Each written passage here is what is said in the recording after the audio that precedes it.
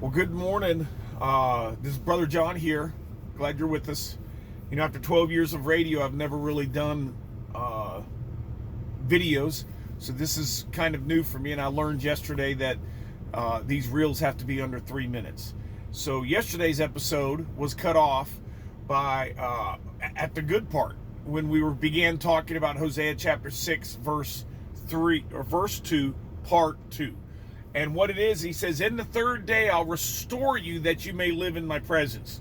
And so what we're talking about is all of this global end time prophecy has become a false flag or a red flag or whatever it is. It's a distraction for the church, for you and I.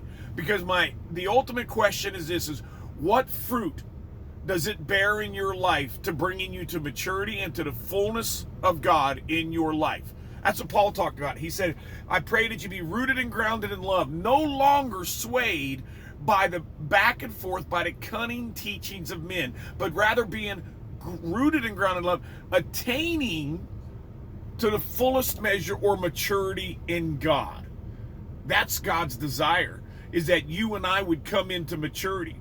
And so to pick up where we left off yesterday by accident, Hosea chapter 6 verse 2 said, verse 2 part 2 says this, that in the third day from who? The third day from Jesus. Because remember, a true prophet always looks forward. He doesn't look at yesterday's events and tell you what happened. That's a journalist.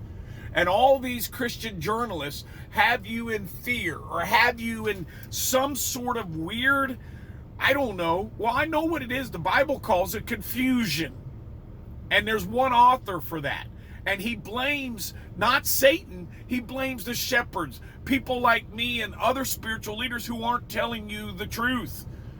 All of that global end time prophecy that you have no control over is a distraction.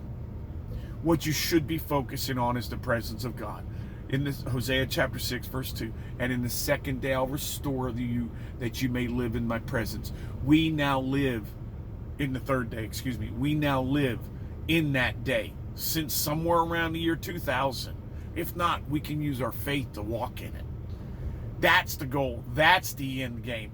That's where you need to be going, is learning to walk and talk with God. Because see, all of this, it's not about your religion. It's not about your church. It's not even about global end time prophecy. It's about you learning how to walk and talk with God in the cool of the day again. That's what this is about. That's the end game. And that's why he wants you distracted.